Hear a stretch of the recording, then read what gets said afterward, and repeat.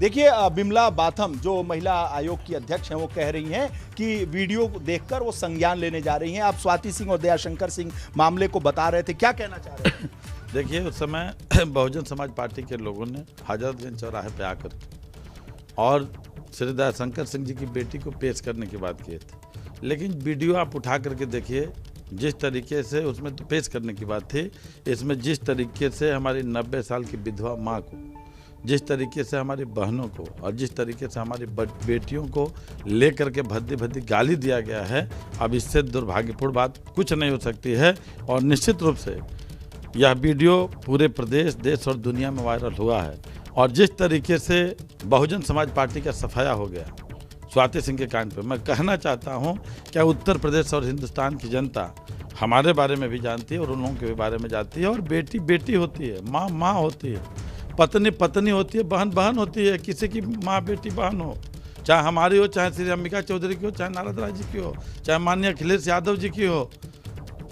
माँ माँ होती है, बेटी बेटी होती है। और किसी की माँ बहन बेटी के साथ किसी को बोलने का कोई अधिकार नहीं है और इस तरीके की भद्दी गाली करने का अधिकार नहीं है। अभी हमें ये भी संज्ञान नहीं है कि बलिया की पुलिस प्रशासन ने क्या लगाया है, लेकिन वीडियो देखने के आधार पर मैं कह सकता हूं कि जिस तरीके से भद्दी भद्दी गाली दी गई है, निश्चित रूप से पॉक्सो एक्ट के तहत मुकदमा कायम किया जाना चाहिए और जो भी दोषी हों उनके खिलाफ कठोर से कठोर कार्रवाई की जानी चाहिए। और इस तरह भी उत्तर प्रदेश के अंदर पूज्य योगी आदित्यनाथ जी महाराज जी की सरकार है और योगी जी की सरकार में कानून लेने का अधिकार किसी को नहीं है। वीरेश जी, एक सवाल मेरा आपके जरिए मंत्री जी से, माननीय योगी जी अंबिका चौधरी कह रहे हैं पुलिस कि उन पर भी अभद्रता की गई थी मंच जो भी से, इस तरीके के और उपेंद्र तिवारी जी ने किया लोग होंगे, चाहे वो बलिया नहीं, उत्तर प्रदेश और हिंदुस्तान के किसी भी अवधेश मैं सवाल पूछ रहा हूं। उपेंद्र जी, अंबिका चौधरी, नारद राय और समाजवादी पार्टी ये सवाल करती है कि आपने भी मंच से अंबिका चौधरी, नारद राय के खिलाफ बयानबाजी,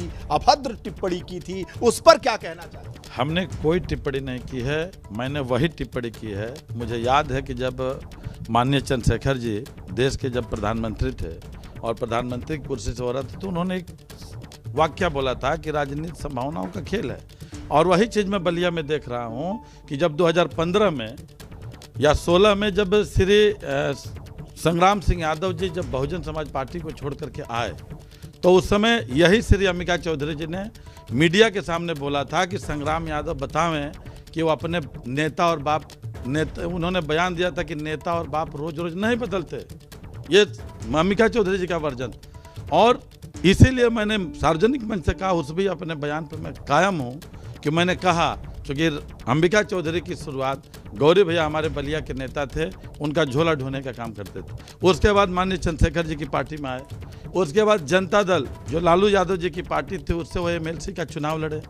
उसके बाद वो फिर समाजवादी जनता पार्टी थी उससे चुनाव लड़े, फिर सपा बसपा का गठबंधन हुआ उसमें चुनाव लड़े, फिर समाजवादी पार्टी से वो चुनाव लड़ते रहे। और जिस माननीय अखिलेश यादव जी ने उनको चुनाव हारने के बाद 5 विभाग के साथ मंत्री बनाया, उस अखिलेश यादव जी के भी करीब नहीं, उनके परिवार और उनके पार्टी को भी तोड़ने का काम किया। और फिर बहुजन समाज पार्टी से 2017 में वो चुनाव लड़े। अभी उनका बेटा बहुजन समाज पार्टी से जिला पंचायत का सदस्य का चुनाव लड़ा हुआ था। और मैंने चुनाव के पहले ही ये जिला पंचायत सदस्य के चुनाव के पहले सार्वजनिक रूप से कहा था कि सपा में जाएंगे। और बयानबाजियों के दौर में समाजवादी पार्टी से उपेंद्र तिवारी जी ने स्पष्ट कर दिया है कि अपने बयान उम्मीदवार पर हुआ, और इसी बयान तो मैंने को लेकर जरूर सपा नेता ये सवाल वीरेश जी, आप बने रहिए।